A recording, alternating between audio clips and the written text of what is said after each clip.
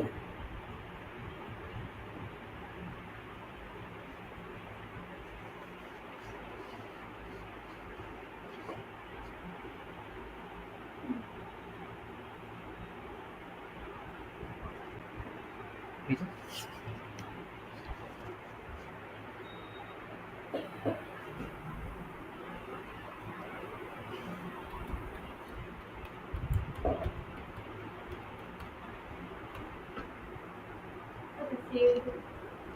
ये web story से आपने फॉरवर्ड किया है?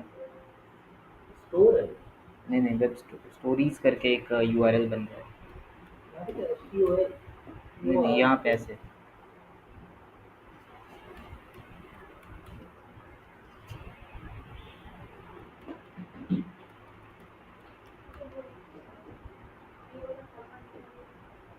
ये यूआरएल किसने बनाया है?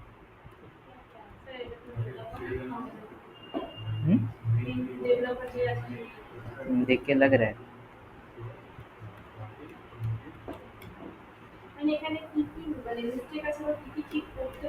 देख लेते हैं।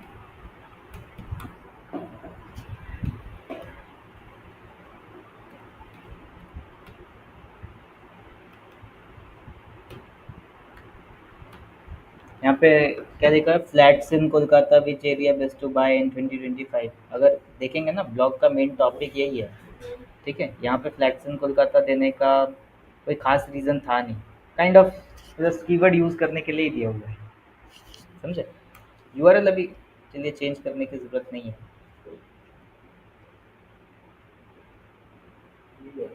अ, जो इसका टाइटल है, ठीक है, टाइटल में ये वाला कीवर्ड यूटिलाइज नहीं हो रहा है। ये बाय डिफॉल्ट ले रहा होगा गूगल से। हम्म? ये बाय डिफॉल्ट खींच रहा होगा क्या? ये टाइटल डिस्क्रिप्शन। ये तुम्हें दिख रहा है टाइटल डिस्क्रिप्शन। नहीं, डिफ़ॉल्ट जो वहाँ पे डेवलपर ने डाल दिया है वही है, ठीक है। और उसके बाद डिस्क्रिप्शन है, ठीक है। ये सब लेंदी है, आपको मतलब यही वाला कीवर्ड से ऑप्टिमाइज़ करना पड़ेगा। ओके। जो जैसे कि नहीं नहीं, चेंज कर सकते हैं ना, चेंज कर सकते हैं इसको। ओके। तो हाँ, आप बैठो बैठो। ठीक है, तो इसका टाइटल वगैरह आपको एक बार चेंज करना पड़ेगा। जो भी कीवर्ड्स वगैरह आप टारगेट कर रही हैं इस ब्लॉग के अंदर, वही कीवर्ड्स वगैरह आपको यूटिलाइज करना है। प्राइमरी कीवर्ड को टाइटल और मेटा डिस्क्रिप्शन के अंदर, ठीक है, और प्रॉपर एक लेंथ के अंदर रखिए उसको, ठीक है। टाइटल मेटा डिस्क्रिप्शन दोनों ही मतलब एवरेज लेंथ से ज़्यादा लेंथी है, ठीक है। ये जैसे 69 कैरेक्टर्स का, ये 182 कैरेक्टर्स, वो पिक्सल लिमिट में बताए थे ना कैसे करना, पिक्सल लिमिट में आप उसको रखिए। ओके। देन उसके बाद एक प्रॉब्लम है, मेजर प्रॉब्लम है कि यहाँ पे जो हेडिंग टैग्स है ना वो सही से नहीं डाले गए हैं, ठीक है। जैसे फर्स्ट हेडिंग जो है ये क्या होना चाहिए था, H1 होना चाहिए था, है ना। तो अगर हम लोग इसको इंस्पेक्ट करें, ये H4 से स्टार्ट हो रहा है ना। ये एक मेजर प्रॉब्लम है कि ये H4 से स्टार्ट हो रहा है। उसके बाद यहाँ पे ही आपको ये जो आर एफ का क्रोम एक्सटेंशन है ना, इसमें आपको पता चल जाएगा। देखिए, first heading is H4, second heading is H4, मतलब ये डेट तक हेडिंग टैग में डाला गया है। हेडर टैग को ऑप्टिमाइज किया है। हाँ, ठीक है। तो ये डेट तक भी क्या है, ये हेडिंग टैग में, ये तो हेडिंग नहीं है ना। तो इसको हेडिंग में ये H4, ये H4, और उसके बाद भी इसके बाद वाले शायद से H5 में थे आई थिंक। हाँ, H5 में है, दो तीन हेडिंग टैग्स, इसको हेडिंग में नहीं डाला गया है, ठीक है। ये हेडिंग में नहीं है, ये क्विक लिंक्स वगैरह यहाँ से फुटर से ले रहा है। ओके। तो ये सब जो है हेडिंग टैग में नहीं है, कंक्लूजन हेडिंग टैग में नहीं है। मतलब डेवलपर ने एक्चुअली क्या किया है, जनरली जो सारे डेवलपर्स करते हैं, ये कंटेंट अब जो दिया गया है उसको कॉपी पेस्ट कर दिया गया है विदाउट एनी हेडिंग टैग, और सिर्फ ये वाला जो है यहाँ पे इसको H4 में डाल दिया गया है, ठीक है। और जनरली हेडिंग टैग्स के बारे में डेवलपर्स थोड़ा सा कम ही अवेयर होते हैं कि पहले H1 होगा बाद में H2, क्योंकि उनको जैसे उनके लिए साइज का मैटर होता है। H4 थोड़ा छोटा दिखता है, तो जहाँ पे छोटा हेडिंग यूज़ करना है वहाँ पे H4 यूज़ कर देते हैं या H5 यूज़ कर देते हैं, ठीक है। मैनुअली उसका साइज वगैरह बढ़ाया घटाया जा सकता है। তো মানে আমি যদি কমিউনিকেট করি ডেভেলপারের সঙ্গে আমি কি চেঞ্জ করার কথা বলতে পারবো কিভাবে? আমাকে যদি বলে তাহলে H1 আমি কি রাখবো, H2 আমি কি রাখবো, তুমি আমাকে বলতে হবে। हम्म। তাহলে আমি তাকে কিভাবে বলতে পারি যে মানে हाँ, जैसे आप बता दो ये first heading should be H1, ये div टैग में चला जाएगा अगर रखना भी है तो, ठीक है। नॉर्मल टेक्स्ट है, ये तो हेडिंग है नहीं। और इसके बाद ये सब पैराग्राफ टैग में है, ये हो जाएगा H2, ठीक है। ये हो जाएगा H2, ये भी हो जाएगा H2, ये भी हो जाएगा H2। ठीक है, मतलब अगर कि अब इसके अंडर अगर कोई सब टॉपिक है जैसे कि ये सब तो आप H3 में डाल सकते हो। ओके, बाकी यहाँ पे ये भी हो जाएगा H2। ठीक है, लास्ट में कंक्लूजन हो जाएगा H2, तो आप अपने हिसाब से बता दीजिए डेवलपर को, डेवलपर चेंज कर देगा। ठीक है, तो इस पे क्योंकि इंप्रेशन क्लिक्स आ रहे हैं, अभी ये रैंकिंग पोजीशन क्या है किसी कीवर्ड के ऊपर आपने चेक किया है? एक बार चेक करिएगा, जो भी पोजीशन है आप तभी तो देख पाएंगे ना इम्प्रूव हो रहा है कि नहीं हो रहा है। ओके, স্যার এটার র্যাঙ্কিং যেটা আমি চেক করতে বললেন এটা আমি ঠিক কিভাবে চেক করব? क्या इसका रैंकिंग एसीएम रश से? ठीक है, एसीएम रश से चेक कर सकती हैं, या वो कीवर्ड अब मैनुअली करेंगे तो वो भी है, बट मैनुअली में आई डोंट थिंक कि उतना क्लियरली पता चलेगा। आप एसीएम रश का टूल यूज़ करिए, वहाँ पे जो ऑर्गेनिक रिसर्च टूल है वहाँ पे यूआरएल डालिए, आपको कीवर्ड्स मिल जाएगा, कौन से कीवर्ड पे किस पोजीशन पे ये पेज है। ओके, एक है एक्सीलेंट, वहाँ पे भी करेंगे। तो अदर चीज़ें सीख रहे हैं। अच्छा, आज हम लोग स्टार्ट कर रहे हैं डिस्प्ले कैंपेन को। ठीक है, सर्च कैंपेन हमारा कंप्लीट हो गया था। आज एक बार हम लोग डिस्प्ले को देखेंगे। डिस्प्ले में दो टाइप के कैंपेन्स मतलब हम लोग बना सकते हैं, दो ऐड फॉर्मेट्स हैं एक्चुअली। ठीक है, एक रिस्पॉन्सिव होता है और एक अपलोडेड डिस्प्ले ऐड होता है। दो टाइप के डिस्प्ले ऐड हम लोग बना सकते हैं। ओके, तो रिस्पॉन्सिव में क्या होता है कि आपको गूगल को एसेट्स देना पड़ता है, इमेजेस, वीडियोस, हेडलाइन, डिस्क्रिप्शंस, ये हम लोग देते हैं गूगल को। ठीक है, गूगल कॉम्बिनेशन बनाता है हमारे लिए। ठीक है, सेकेंड ऑप्शन हमारे पास क्या होता है कि हम लोग पहले से एक बना बनाया टेम्पलेट अपलोड कर सकते हैं और वही यूज़र्स को दिखाई देगा। दो ऑप्शन हमारे पास हैं। ठीक है, सर्च कैंपेन से ये बिल्कुल अलग है। ओके, सर्च कैंपेन में हमारा जो टारगेटिंग था, टारगेटिंग कीवर्ड बेस्ड था। ओके, यहाँ पे जो टारगेटिंग है वो ऑडियंस सेगमेंट बेस्ड होती है। आपको एक सेगमेंट बनाना पड़ेगा ऑडियंस का और सेगमेंट के बेस पे टारगेट करना पड़ेगा। ठीक है, हाँ, इमेज या वीडियो बेस्ड भी कर सकते हैं उसको। ठीक है, शॉर्ट वीडियोस वगैरह उसमें डाल सकते हैं। तो उसके बाद क्या हुआ ना, यूट्यूब मतलब खत्म हुआ था ना, यूट्यूब यूट्यूब सर्च किया था ना, यहाँ पे हुआ था ना। तो आप सैटरडे आने वाले थे उसके? नहीं, सैटरडे तो संडे आता है ना, नेक्स्ट संडे। नहीं नहीं, आप बोले थे आप सैटरडे आएंगे उसके लिए। फिर मेरे को तो प्रैक्टिकल हो गई, इसलिए मैंने कल कॉल भी नहीं किया था। अच्छा ठीक है, हम देखते हैं। चलिए, तो पहले डिस्प्ले देख लेते हैं एक बार। ओके, हम लोग यहाँ से चलते हैं गूगल एड्स।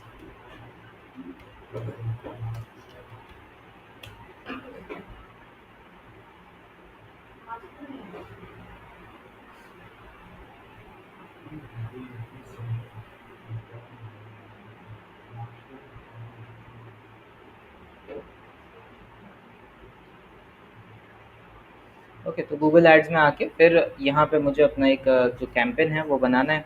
तो न्यू कैंपेन के ऊपर हम लोग क्लिक करेंगे और इसके बाद वो सब मैंने ऐड निकाल दिया, उसका एक मतलब अगर रिपोर्टिंग का रखना अच्छा होता, मतलब क्या रिपोर्टिंग का मतलब आपका जो है जैसे चला दिया, उसके बाद कौन सा कीवर्ड पे कितना आया, ये रिपोर्ट बनाना पड़ता है, तो देख लेंगे एंड में हम लोग। ठीक है, चलिए, तो यहाँ पे हम लोग create a campaign without guidance के ऊपर क्लिक करेंगे। ठीक है, यहाँ पे ऑब्जेक्टिव जैसे हम लोगों को मिलते हैं, ठीक है, वैसे ऑब्जेक्टिव दिखाई दे रहे हैं। ठीक है, हाँ, नहीं अभी तक नहीं किया है, अभी बस ऑब्जेक्टिव सेलेक्ट किया है। ऑब्जेक्टिव हमने लिया है create a campaign without guidance, and scroll करेंगे तो फिर यहाँ पे डिस्प्ले का ऑप्शन मिल जाता है, हम लोगों को डिस्प्ले लेंगे। एंड ये कन्वर्जन अभी के लिए इग्नोर करना है, कन्वर्जन अलग से देख लेंगे एक बार हम लोग। ओके, देन कंटिन्यू के ऊपर क्लिक करेंगे। ठीक है, यहाँ पे हमें देना है हमारा जो बिजनेस वेबसाइट है या लैंडिंग पेज का यूआरएल। ओके, तो लैंडिंग पेज अभी अगर हम एक डिस्प्ले कैंपेन बनाएं, ठीक है, डिस्प्ले कैंपेन जनरली बनाया जाता है जब आप ब्रांड अवेयरनेस करना चाहते हैं। ठीक है, आप चाहते हैं कि ज़्यादा से ज़्यादा लोगों को मेरे ब्रांड, मेरे प्रोडक्ट, मेरे सर्विसेज के बारे में पता चले। देन हम लोग क्या करते हैं, ब्रांड अवेयरनेस कैंपेन्स को रन करते हैं। ठीक है, अब देखो, जैसा कैंपेन आप बनाओगे वैसा बिडिंग स्ट्रैटेजी आपको सिलेक्ट करना पड़ेगा। ठीक है, इससे पहले हम चाहते थे कि मेरी वेबसाइट के ऊपर ट्रैफिक आए। ठीक है, तो हम लोग क्लिक्स के ऊपर बिड कर रहे थे, है ना। जब आप ब्रांड अवेयरनेस करना चाहते हैं तो क्लिक्स हमारे लिए प्रायोरिटी नहीं होती है, हम चाहते हैं कि बस ज़्यादा से ज़्यादा, हाँ लोग ज़्यादा देखते हैं उसको। हाँ, ज़्यादा से ज़्यादा मतलब इम्प्रेशंस आए। ठीक है, रीच हो ज़्यादा से ज़्यादा लोगों को। तो यहाँ पे हम लोग जो पे करेंगे वो इम्प्रेशंस के बेस पे पे करेंगे, हमारी जो बिडिंग स्ट्रैटेजी होगी वो इम्प्रेशंस के बेस पे होगी। ठीक है, तो यहाँ पे जो बिडिंग स्ट्रैटेजी हम लोग यूज़ करेंगे उसको हम लोग कहते हैं कॉस्ट पर 1000 इम्प्रेशंस। ठीक है, सीपीएम बिडिंग यूज़ होती है यहाँ पे, ठीक है। तो एक बार हम लोग इसको समझ लेते हैं।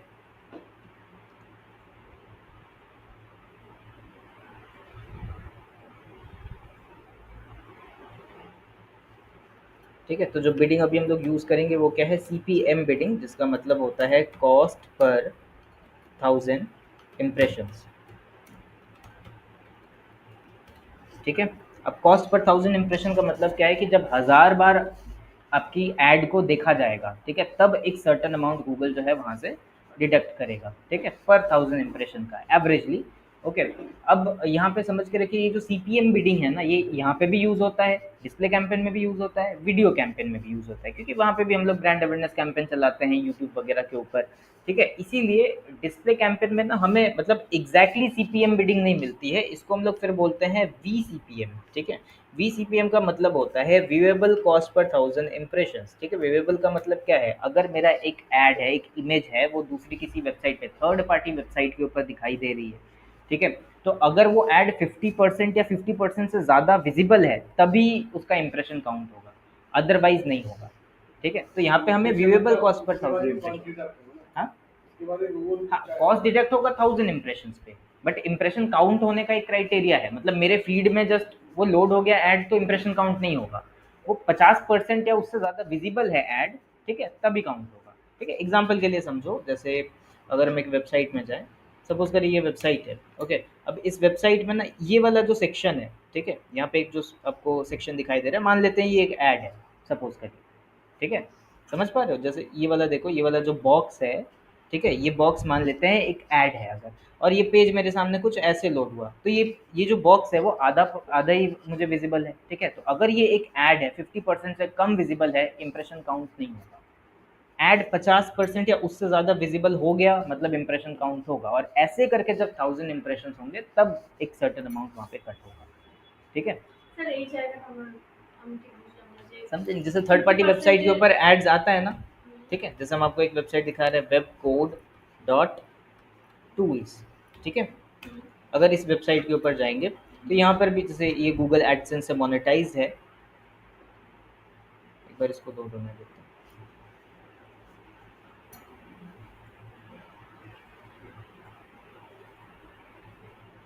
ठीक है, तो ये जो वेबसाइट है ये भी गूगल एडसेंस से मोनेटाइज्ड है, और यहाँ पे मतलब एड्स चलते हैं, आप जब डिस्प्ले कैंपेन चलाते हो तो थर्ड पार्टी वेबसाइट्स के ऊपर वो दिखाई देता है। ओके, तो इस वेबसाइट के ऊपर भी दिखाई देता है, जैसे आप यहाँ पे देखोगे तो ये एक ऐड दिखाई दे रहा है, खैर ये एक वीडियो ऐड है, अगर हम किसी पेज के ऊपर जाएंगे तो आप देखिए बीच में इस तरीके से ऐड आ रहा है।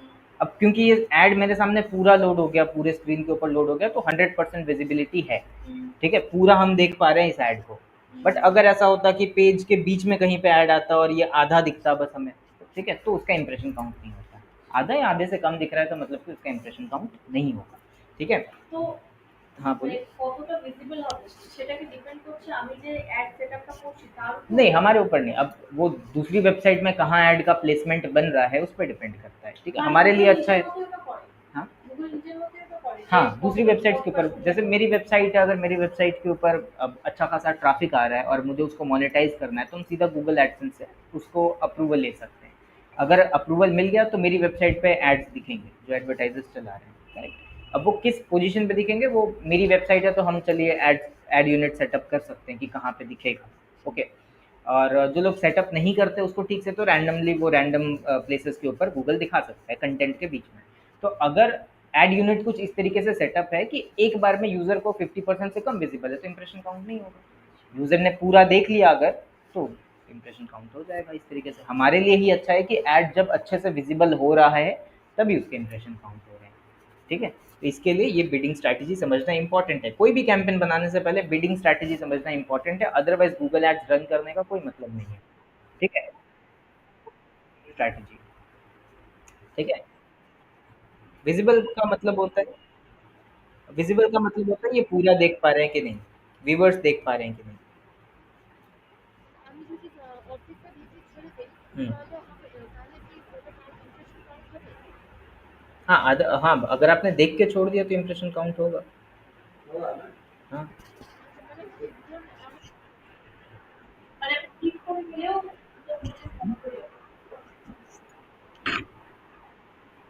30 सेकंड नहीं, यहाँ पे वीडियो ऐड की बात नहीं हो रही है, ठीक है?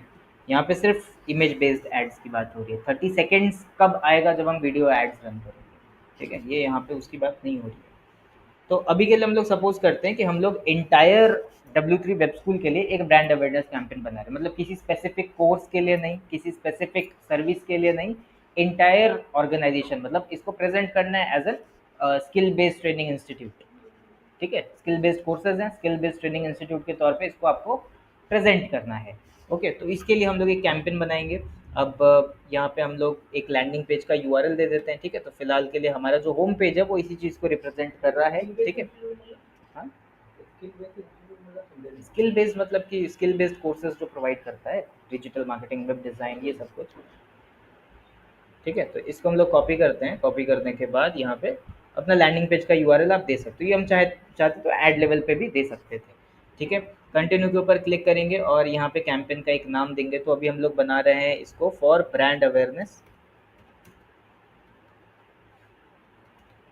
ठीक है? Brand awareness W3 web school के लिए बना रहे हैं। और जो बिडिंग हम लोग यूज़ करने वाले हैं वो VCPM यूज़ करने वाले हैं, ठीक है? मतलब कि वेवेबल कॉस्ट पर 1000 इम्प्रेशन। इसको हम लोग सिलेक्ट करेंगे, कंटिन्यू के ऊपर क्लिक करेंगे, ओके? तो अब देखो यहाँ से कैंपेन बनना हमारा स्टार्ट हो रहा है, ठीक है? और यहाँ से हम लोग लोकेशन वगैरह जो है वो टारगेट करेंगे, ठीक है? नसीम कहाँ, ठीक है? तो यहाँ से हम लोग क्या करेंगे, हाँ हाँ हाँ, ठीक है? तो यहाँ पे हम लोग एक लोकेशन सिलेक्ट करेंगे, ठीक है? लोकेशन जैसे अभी हम मुझे इसको कोलकाता प्लस 20 किलोमीटर्स में चलाना है या 10 किलोमीटर्स में चलाना है, वो तो लोकेशन बेस्ड एडवांस टारगेटिंग हम लोग ऑलरेडी देख चुके हैं, ठीक है? तो इसको ज़्यादा डेप्थ में हम लोग देखते नहीं है, सिंपली यहाँ पे कोलकाता प्लस एक रेडियस सिलेक्ट करके आगे मूव कर जाते हैं, ठीक है? माइल्स या किलोमीटर, मुझे 15 किलोमीटर्स तक का एक रेडियस चाहिए और यहाँ पे हम लोग ले लेते हैं। डिपेंड करता है आपकी ऑडियंस कहाँ से आ रही है। जैसे मेरी ऑडियंस और भी दूर से आती है, हमने 15 किलोमीटर का अभी के लिए लेके रखा है, बट यहाँ पे जैसे बैरकपुर है, बैरकपुर एरिया से भी ऑडियंस आती है हमारी, ठीक है? बारासात एरिया से भी आती है, तो आपको जो रेंज है ना 15 भाई वो तो चेंज कर सकते हैं ना। हाँ, चेंज कर सकते हैं, 15, 20, 25, वो तो मैक्सिमम आप 80 किलोमीटर तक लेके जा सकते हो, ठीक है? इस तरीके से आप उसको सेटअप कर सकते हैं। देखिए, आप रेडियस करना है तो रेडियस करिए, एक जो मेन एरिया होता है हमारा वहाँ तक का आप रेडियस आप एक कर दो, ठीक है? बाकी उसके बाहर के जो एरियाज होते हैं उसको आप मतलब डायरेक्ट रेडियस नहीं करना पड़ेगा, बस लोकेशन टारगेटिंग आप कर दीजिए, सिलेक्ट कर लीजिए उसको। जैसे कि अगर मुझे अलग से बैरकपुर को रखना है, ठीक है? तो हम बैरकपुर को इस तरीके से सर्च करेंगे और उसको अलग से इंक्लूड कर देंगे यहाँ पे, ठीक है? हाँ, तो वो उस तरीके से आ जाएगा। तो आपका बिज़नेस, जैसे हमारा बिज़नेस मेनली है कोलकाता के अंदर और कोलकाता के नियर बाई एरियाज़ के अंदर, बट दूर-दूर से भी लोग आते हैं और दूर-दूर से लोग जब सर्च करते हैं ना, तो वो इन कोलकाता सर्च करते हैं। जैसे इसके आगे आप जितना जाओगे उसके आगे तो सब गाँव साइड है, ठीक है? तो वो लोग कोलकाता आके या फिर हावड़ा आके, ये सिटी एरियाज़ जो हैं, ठीक है? यहाँ पे आके कोर्सेज़ करते हैं, ठीक है? तो सर्चेज़ इन कोलकाता का होता है, तो जब सर्चेज़ इन कोलकाता का होगा तो ये लोकेशन में मेरे एड्स दिखने चाहिए या नहीं दिखने चाहिए? दिखने चाहिए। तो बेसिकली आप लोकेशन कितने रेडियस में सिलेक्ट करोगे या कितने लोकेशन को सिलेक्ट करोगे, हमेशा डिपेंड करता है नेचर ऑफ बिजनेस के ऊपर, ठीक है? वो बिजनेस कहाँ पे सर्व करता है या उसकी ऑडियंस कहाँ से आती है। मेनली आप किसी के लिए काम कर रहे हो ना, अपने क्लाइंट से बात करोगे, क्लाइंट से बात करने से ही आपको पता चल जाएगा कि कहाँ पे मुझे ऐड चलाने चाहिए, ठीक है? क्लाइंट के साथ कम्युनिकेशन उसके लिए सबसे प्राइमरी सोर्स है। इसके बाद लोकेशन ऑप्शंस में जाएंगे और यहाँ पे मुझे सिर्फ इन्हीं लोगों को ऐड दिखाना है जो यहाँ पे प्रेजेंट है, जो यहाँ पे रहते हैं, ठीक है? लैंग्वेज हम लोग क्या कर देंगे, ऑल लैंग्वेजेस, ठीक है? अब ये डिपेंड करता है कि जिस वेबसाइट के ऊपर आपका ऐड दिखेगा वो किस लैंग्वेज में है। मोस्टली इंग्लिश में होता है, ठीक है? लेकिन अगर आपको कुछ कॉमन लैंग्वेजेस, जैसे हम कोलकाता और उसके नियर बाई एरियाज में कर रहे हैं, तो इंग्लिश, हिंदी एंड बंगाली जो कॉमन लैंग्वेजेस हैं आप उसको सिलेक्ट कर सकते हो, ओके? ऑल लैंग्वेजेस पे रखना चाहें तो वो भी रख सकते थे, ठीक है? इसके बाद यहाँ पे एक नया फीचर ऐड किया गया है पॉलिटिकल एड्स का, ठीक है? कि अगर आपका कैंपेन जो है किसी भी पॉलिटिकल टाइप का ऐड है तो आप उसको पहले डिक्लेयर करेंगे। जैसे फेसबुक वगैरह में ये हमेशा से ही होता है, ठीक है? कि आपको डिक्लेयर करना पड़ता है अगर आपका ऐड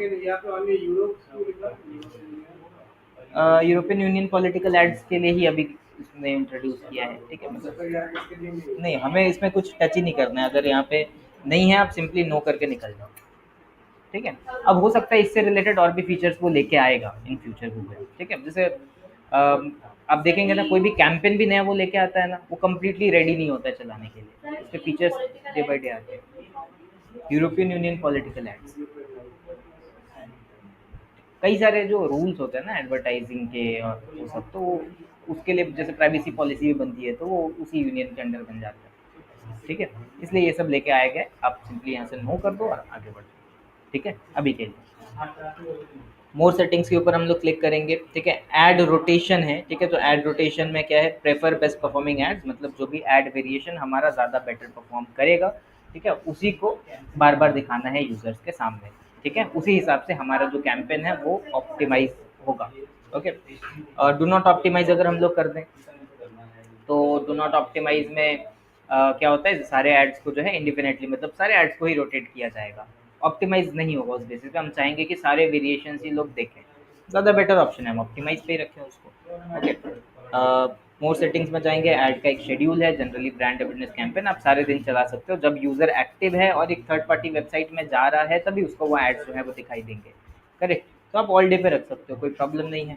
यहाँ पे डिवाइस टारगेटिंग का एक एडिशनल ऑप्शन मिल जाएगा आपको, ठीक है। तो डिवाइस टारगेटिंग में अगर हम जाएंगे, set specific targeting for devices, by default क्या होता है ऑल डिवाइसेस पे दिखता है, ओके। बट अगर इन केस कि हम किसी ऐसी निश के ऊपर ऐड चला रहे हैं जहाँ पे मुझे डिवाइस टारगेटिंग करना पड़ेगा, तो फिर आप यहाँ से सिलेक्ट कर लो set specific targeting for devices, computer, mobile phone, tablets का ऑप्शन दिया गया है, ठीक है। अगर मुझे स्पेसिफिकली मोबाइल फ़ोन्स के लिए चलाना है तो आप ये दोनों एक्सक्लूड कर दो, ओके। या फिर ऑपरेटिंग सिस्टम मिल रहा है हम लोगों को, ऑपरेटिंग सिस्टम में आप जाओगे तो जैसे आप स्पेसिफिकली एंड्रॉयड के लिए ऐड चलाना चाहते हैं तो आप वो सिलेक्ट करेंगे। जैसे अगर मैंने एंड्रॉयड को सिलेक्ट किया तो आप देखिए कि एंड्रॉयड के ऑल वर्जन्स यहाँ पे सिलेक्ट हुए है ना। लेकिन अगर मुझे सारे वर्जन्स को टारगेट नहीं करें, एंड्रॉयड में भी तो अपडेट होता रहता है, उसके डिफरेंट डिफरेंट वेरिएशंस हैं, ओके। तो चेंज अगर हम लोग करेंगे, देखिए बाय डिफ़ॉल्ट क्या सिलेक्टेड है, मिनिमम टू करेंट, ठीक है। तो यहाँ पे आप एक रेंज सिलेक्ट कर सकते हो कि नहीं मुझे एंड्रॉयड 2 से लेके यहाँ पे करेंट वर्जन तक चलाना है, या फिर इसके जो भी वेरिएशंस हैं आप उसको यूज़ कर सकते हो। तो अगर आपको अगर इसके भी रेंज सिलेक्ट करने हैं तो आप यहाँ से कर सकते हैं। प्लस यहाँ पे एंड्रॉयड के अलावा BlackBerry, Linux, Mac OS, Windows phone, Windows 10, 11, iOS, ये सब ऑपरेटिंग सिस्टम्स में अवेलेबल है, उसके बेस पे आप ऑडियंस को टारगेट कर सकते हैं, ठीक है। इसके बाद यहाँ पे डिवाइस मॉडल्स का एक ऑप्शन दिया गया है। डिवाइस मॉडल्स के ऊपर अगर आप क्लिक करोगे तो जैसे यहाँ पे एंड्रॉयड है, एंड्रॉयड के ऊपर आपको डिफरेंट डिफरेंट ब्रांड्स दिख जाएंगे, मतलब किस ब्रांड का हैंडसेट यूज़र जो है वो यूज़ कर रहा है उसके बेस पे। जैसे अगर मुझे देखना है कि जो लोग लेट्स से लावा के यूज़र्स हैं, ठीक है, या फिर जो लोग लेनोवो के यूज़र्स हैं, ओके। यहीं पे देखो वन प्लस दिख रहा है हम लोगों को, तो जो लोग वन प्लस के यूज़र्स हैं उसको हम अपना ऐड जो है वो दिखा सकते हैं। अगर आप यहाँ से वन प्लस सिलेक्ट करोगे, ठीक है, तो वन प्लस के जितने यूजर्स हैं सबको ऐड दिखाई देगा। बट अगर आप यहाँ पे देखोगे ना, सब में एक ड्रॉप डाउन भी है, ठीक है। अगर आप ड्रॉप डाउन को ओपन करोगे तो स्पेसिफिक डिवाइस मॉडल्स भी आपको दिख रहे हैं कि one plus 10 pro 5G, one plus 10R, one plus 11, one plus 12, उतना स्पेसिफिक जाके आप टारगेटिंग जो है वो कर सकते हैं स्पेसिफिक डिवाइस मॉडल्स के बेस पे, ओके। सर একটু স্টপ করবেন, আমি একটু ওয়াশরুম আসছি। আজকে একটু সকালে উঠেছিলাম, চাইলে খাবার আমার চোখ জ্বলছে। ठीक है। ঘুমে ঠিক ছিল, এটা আমার বড় কিছু আমার এখানে। हाँ, तो अभी तक कोई क्वेश्चन है? नहीं नहीं, ऑल नेटवर्क यहाँ पे क्लिक कीजिए, ऑल नेटवर्क। ऑल नेटवर्क्स में দেখেন तो यहाँ पे दो ऑप्शन है, एक वाईफाई का है, एक इंडिया का, ये जितने भी नेटवर्क्स हैं वो आप सिलेक्ट कर सकते हो, जैसे वाईफाई कनेक्टेड यूजर्स, ठीक है। और यहाँ पे एयरटेल, एसएल, ये सब जो नेटवर्क्स हैं, रिलायंस जियो, उसके यूजर्स, मोबाइल नेटवर्क। हाँ, नेटवर्क्स के बेस पे आप टारगेट कर सकते हो, ठीक है। जनरली क्या होता है, इतना स्पेसिफिक जाके हमें टारगेटिंग करना नहीं होता है, ठीक है।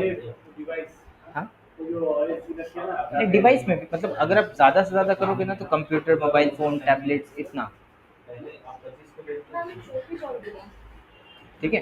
जैसे कंप्यूटर, मोबाइल फ़ोन्स, टैबलेट्स, बस इतना, आपको ज़्यादा से ज़्यादा यहाँ तक आप जाते हो, ठीक है। इतना स्पेसिफिक टारगेटिंग करने की ज़रूरत बहुत जल्दी पड़ती नहीं है हम लोगों को, ठीक है। जैसे अभी हम कोर्सेज़ के लिए चलाएंगे तो क्या टारगेटिंग करेंगे, आप सारे डिवाइसेस को दिखाना चाहेंगे, वहाँ पे अवेयरनेस करना है, आप सारे डिवाइसेस को दिखाना चाहेंगे, है ना। जब तक ऐसा कोई निश आपके सामने ना हो जहाँ पे इतना स्पेसिफिक टारगेटिंग करने का ज़रूरत है, तब तक हम उसको यूज़ नहीं करें। जैसे मुझे specifically let's say phone covers का मेरा ब्रांड है, तब हो सकता है कि हम डिफरेंट डिफरेंट सेगमेंट्स बनाएँ, मॉडल्स के बेस पे या ब्रांड्स के बेस पे। मेरे कैटलॉग्स हैं वैसे, ठीक है? तब हो सकता है कि हम यहाँ पे यूज़ करें। अदरवाइज़ ऑप्शंस हैं, बस जान के रखो তো इसको। স্যার আমরা যদি মানে একদম স্পেসিফিক টার্গেট করি বা আমরা সবকিছুই রাখি তার মধ্যে কি বিডিং এর কোনো ব্যাপার আছে মানে क्या? বিডিং আমাদের টাকা বেশি লাগাতে হবে না কম नहीं, बिडिंग का आप सिंपल सा एक कॉन्सेप्ट याद रखिए कि ऑडियंस जितना नैरो होगा, बिड उतना ज़्यादा लगेगा। अगर आपने बहुत सारा टारगेटिंग किया है, बहुत सारा लेयर ऑफ टारगेटिंग ऐड किया, उतना ज़्यादा बिड लगेगा, ठीक है? मतलब आप सोच के रखो, जैसे आपके पास 100 रुपए हैं, 100 rupees, 100 people in a room, ठीक है? आपको हर एक को ऐड दिखाना है, ठीक है? पर यूज़र उतना ही स्पेंड करके ऐड दिखाना है। एक यूज़र को ऐड दिखाने का कॉस्ट 1 रुपया पड़ता है आपको, ठीक है? लेकिन आपने बोला कि नहीं, ये 100 लोगों में से ना फ़िल्टर आउट कर दो और मुझे स्पेसिफिकली 20 लोगों को ही ऐड दिखाना है, ठीक है? पैसा आपका वही खर्चा हो रहा है, ठीक है? बट अब ऐड दिखाने का जो कॉस्ट होगा वो 5 रुपीज़ पर पर्सन तक चला जाएगा, है ना? तो सिमिलरली यहाँ पे क्या होता है, जितना आप नैरो करोगे ऑडियंस को, जो कॉस्ट पर रिजल्ट है ना वो बढ़ जाता है, ठीक है? कॉस्ट पर कन्वर्जन बढ़ जाएगा, कॉस्ट पर रिजल्ट, जो कुछ भी आप जिस चीज़ के लिए ऑप्टिमाइज़ कर रहे हैं वो कॉस्ट बढ़ जाएगा यहाँ पे। তাহলে আমার কি করা উচিত आपको मॉडरेट टारगेटिंग ही करना है, बहुत ज़्यादा नैरो तभी करना है जब ज़रूरत हो, ठीक है? बहुत ज़्यादा छोटे ऑडियंस सेगमेंट्स पे ऐड नहीं चलाया जाता है। अवेयरनेस कर रहे हैं तब तो ऑडियंस ब्रॉड होती है हमारी, ठीक है? वहाँ पे तो और हम लोग नैरो नहीं करते। तो সার্চে আমরা মানে খুব বেশি ব্রড বা খুব বেশি ন্যারো মানে এটা सर्च जो है ना वो थोड़ा डिफरेंट नेचर का कैंपेन है, ठीक है? सर्च आप सेगमेंट नहीं बना रहे, वहाँ पे कीवर्ड बेस्ड है, ठीक है? और कीवर्ड पे जैसा जो बिड कर रहा है, कीवर्ड बेस्ड आप वो बिड को ऊपर नीचे कर रहे हो, तो उसका नेचर अलग है। उसके अलावा जितने कैंपेन्स हैं ना, वो सेगमेंट आपको बनाना पड़ेगा। अभी भी सेगमेंट बनाना हमने शुरू नहीं किया। इसके अगले लेवल पे अभी कैंपेन लेवल सेटिंग्स ही चल रही हैं। इसके अगले लेवल पे टारगेटिंग का जब लेवल आएगा तब आप सेगमेंट बनाना शुरू करोगे। ओके, चलिए, तो इसके बाद मोड सेटिंग्स के ऊपर हम लोग क्लिक करेंगे और शेड्यूल तो करना नहीं है, और ये जो फीचर्स हैं कैंपेन यूआरएल ऑप्शंस या डायनामिक एड्स वगैरह, ये हम लोग बाद में देखेंगे। स्टार्ट एंड एंड डेट के ऊपर अगर बात करें, कब आपका कैंपेन स्टार्ट होना चाहिए, ठीक है? तो आप एक स्टार्टिंग डेट सेलेक्ट कर लो, और अगर मुझे कैंपेन को कंटिन्यूअस रन करना है तो एंड डेट हम लोग सेलेक्ट नहीं करेंगे, ठीक है? मोड सेटिंग्स के ऊपर क्लिक करते हैं। यहाँ पे एक ऑप्शन मिलता है हमें कंटेंट एक्सक्लूजन का, ठीक है? कंटेंट एक्सक्लूजन, इसको हम लोग इन्वेंट्री फ़िल्टर भी बोलते हैं, ठीक है? इन्वेंट्री फ़िल्टर क्या होता है? देखिए, जितने भी अवेलेबल एड स्पेसेस हैं ना, मतलब आप एक कैंपेन रन कर रहे हो, जितने भी पॉसिबल प्लेसमेंट्स हैं जहाँ पे आपका ऐड दिखाया जा सकता है, ठीक है? उसको हम लोग बोलते हैं total available inventory, ad space को बोला जाता है, ठीक है? नहीं, ये सब नहीं रहता उसमें, ये सेगमेंट बेस्ड के लिए है। टेक्स्ट एड्स वो कहाँ दिखेंगे? वो सर्च पे दिखते हैं। ये थर्ड पार्टी वेबसाइट है तो वहाँ पे एड प्लेसमेंट्स हैं और उसकी इन्वेंट्री की बात होती है, ठीक है? तो इन्वेंट जो वो ऑल अवेलेबल इन्वेंट्री है, अब आप उसको फ़िल्टर आउट करते हो। हम बोलते हैं कि मेरा ऐड ना सब जगह नहीं दिखना चाहिए, जहाँ पे sensitive social issues related content है या कोई भी पॉलिटिकल कंटेंट है, काइंड ऑफ कोई भी tragedy and conflict related content है, तो यहाँ पे मेरे एड्स नहीं दिखने चाहिए, ठीक है? मुझे वो इन्वेंट्री को फ़िल्टर आउट करना है, तो उसके लिए ये कंटेंट एक्सक्लूजन का ऑप्शन दिया गया है, ठीक है? कि जैसे ट्रेजेडी एंड कॉन्फ्लिक्ट, यहाँ पे मेरा ऐड नहीं दिखना चाहिए, ठीक है? या सेंसिटिव सोशल इश्यूज़ के पास मेरा ऐड नहीं दिखना चाहिए, ठीक है? तो आप जो है यहाँ पे इन्वेंट्री फ़िल्टर जो है वो कर सकते हैं अगर आपको करना है। इसमें भी अगर आपने बहुत ज़्यादा फ़िल्टर आउट कर दिया तो ऑटोमैटिकली हमारे प्लेसमेंट्स नैरो हो जाएँगे, ठीक है? कम जगह पे आपके एड्स दिखने वाले हैं, ठीक है? अब कम जगह पे ही दिखने वाले हैं तो ऑलरेडी वहाँ पे बहुत सारे एड्स ऑलरेडी दिख रहे होंगे। जनरली क्या होता है, अगर मेरे पास एक ब्रॉड इन्वेंट्री है, ठीक है? आपका ऐड यहाँ नहीं दिखेगा तो यहाँ दिख जाएगा, ठीक है? 3 वेबसाइट्स हैं अगर मेरे पास, आपका ऐड एक जगह नहीं दिख रहा है, दूसरी जगह दिख जाएगा, ठीक है? बट आपने जब बोला कि नहीं, सब जगह पे नहीं दिखना चाहिए, तो इन्वेंट्री आपकी छोटी हो गई। इन्वेंट्री छोटी हो गई तो अब वहीं पे दिखने के लिए आपको ज़्यादा बिड करना पड़ेगा ताकि आपकी प्रायोरिटी ज़्यादा हो और आपका ऐड दिखे। अदरवाइज़ इम्प्रेशन या क्लिक्स जो होंगे वो कम हो जाएँगे। तो जैसे हम कोर्स वगैरह आप चला रहे हो उसमें तो कोई भी ज़रूरत ही नहीं पड़ेगा। हाँ, ज़रूरत नहीं पड़ेगा, ऑप्शन है इसलिए बता रहे हैं हम, ठीक है? वो तो निश वाइज़ सारा कॉन्फ़िगरेशन ही अलग-अलग होगा, ठीक है? बट ये ऑप्शन है, आपको जान के रखना चाहिए। इन केस जैसे आप कुछ ऐड चला रहे हो जहाँ पे सेंसिटिव सोशल इश्यूज़ के साथ वो चलाना सही नहीं होगा, आप एक्सक्लूड कर सकते हो। थोड़ा बहुत एक्सक्लूजन चलेगा, मॉडरेट लेवल तक आप रख सकते हो, लेकिन अगर आपने बहुत ज़्यादा कर दिया, कॉस्ट पे रिज़ल्ट बढ़ जाएगा, क्योंकि प्लेसमेंट्स आपके नैरो हो जैसे रहे हैं। कोर्स में तो मुझे ये सब मुझे करना ही पड़ेगा, क्या? मतलब एक्सक्लूड करना ही पड़ेगा। कौन सा? ये तो पूरा ही करना पड़ेगा क्योंकि कोर्स में तभी। उसके बाद इसमें गेमिंग साइड में नहीं चलेगा ये, मतलब गेमिंग साइड वैसे भी इनएक्टिव है वहाँ पे। हाँ, live streaming video recommended below. हाँ, आप चाहो तो जैसे ये सेंसिटिव कंटेंट का जो पूरा है ना, इसको कर सकते हो, ये लेकिन बिलो द फोल्ड क्या है? बिलो द फोल्ड होता है कि जैसे आपका ये वेब पेज लोड हो रहा है ना, कोई भी वेब पेज लोड होता है तो विदाउट स्क्रॉलिंग जितना एरिया विजिबल होता है उसको बोलते हैं अबव द फोल्ड, और इसके नीचे जो दिख नहीं रहा है वो है बिलो द फोल्ड। ठीक है, तो बिलो अगर हम चाहते हैं कि नहीं हमेशा अबव द फोल्ड में ही दिखे, तो बिलो द फोल्ड आपको उससे कितना सारा नैरो हो जाता है। ठीक है, तो ये चीज़ें हैं। तो यहाँ पे अभी के लिए हम लोग कोई भी एक्सक्लूजन नहीं कर रहे हैं। ओके, नेक्स्ट के ऊपर क्लिक करेंगे, यहाँ पे हमें अपना बजट और बिड सिलेक्ट करना है। ठीक है, पहले हमेशा हम लोग बिड को सिलेक्ट करते हैं। अभी हमारा जो देखिए यहाँ पे एक ऑप्शन है select a bid strategy directly, इसके ऊपर क्लिक करना है आपको, और अपनी बिड स्ट्रैटेजी आपको सिलेक्ट करनी है व्यूएबल CPM। हाँ, हमने क्लिक किया यहाँ पे, इस तरीके से दिख रहा था। हमने क्लिक किया select a bid strategy directly, इसके बाद यहाँ से आपको अपनी बिडिंग स्ट्रैटेजी सिलेक्ट करनी है। ठीक है, बिडिंग स्ट्रैटेजी में यहाँ पे व्यूएबल CPM आपको सिलेक्ट करना है। ठीक है, यहाँ पे आप देखिए बिडिंग स्ट्रैटेजी हमें दो टाइप्स की दिख रही है, एक ऑटोमेटेड बिड स्ट्रैटेजी होती है और एक मैनुअल बिडिंग स्ट्रैटेजी होती है। दो टाइप की बिडिंग स्ट्रैटेजीज होती हैं। ठीक है, ज़्यादा इफेक्टिव आज की डेट में ऑटोमेटेड बिडिंग स्ट्रैटेजीज ही हैं। मैनुअल पहले यूज़ किया जाता था, अब मैनुअल का जो वैल्यू है ओवर द टाइम वो कम हो रहा है, एफिशिएंसी कम हो रही है, क्योंकि ऑटोमेटेड बिडिंग स्ट्रैटेजीज बहुत अच्छा परफॉर्म कर रही हैं। ऑटोमेटेड मतलब क्या होता है कि वो मशीन लर्निंग डेटा को लर्न करके हमारा कैंपेन ऑप्टिमाइज होगा, और ऑटोमेट है वो बिडिंग का जो एडजस्टमेंट है ना वो भी ऑटोमेटेड होता है। ठीक है, मैनुअल में आपको बिड एडजस्टमेंट खुद करना पड़ेगा। ठीक है, और पहले लोग करते थे क्योंकि बजट जो है, जैसे ऑटोमेटेड मैंने चला दिया तो मेरा बजट जो है वो काफ़ी गलत कीवर्ड्स के ऊपर या गलत ऑडियंस के ऊपर स्पेंड हो जाता था। आज के टाइम पे गूगल ने उसको बहुत ज़्यादा इंप्रूव कर दिया है, इसलिए ऑटोमेटेड ज़्यादा इफेक्टिव है। ठीक है, तो हम लोग यहाँ से लेंगे व्यूएबल CPM, और आपको यहाँ पे एक टारगेट अमाउंट डालना है बिडिंग के लिए। ठीक है, कि पर 1000 इम्प्रेशंस कितना पैसा स्पेंड होना चाहिए। ठीक है, देखो इम्प्रेशंस का कॉस्ट जो है वो कम होता है। ठीक है, आप वैल्यू के हिसाब से देखो, आपके लिए इम्प्रेशन की वैल्यू ज़्यादा है या क्लिक्स की वैल्यू ज़्यादा है? क्लिक्स की वैल्यू ज़्यादा है, तो क्लिक्स महंगे मिलेंगे, इम्प्रेशंस का प्राइस कम होता है। कन्वर्जन की वैल्यू ज़्यादा है या क्लिक्स की वैल्यू ज़्यादा है? ऑफकोर्स कन्वर्जन बेस्ड जब कैंपेन होते हैं ना, वहाँ पर रिजल्ट आपको कॉस्ट पर कन्वर्जन ज़्यादा पड़ेगा।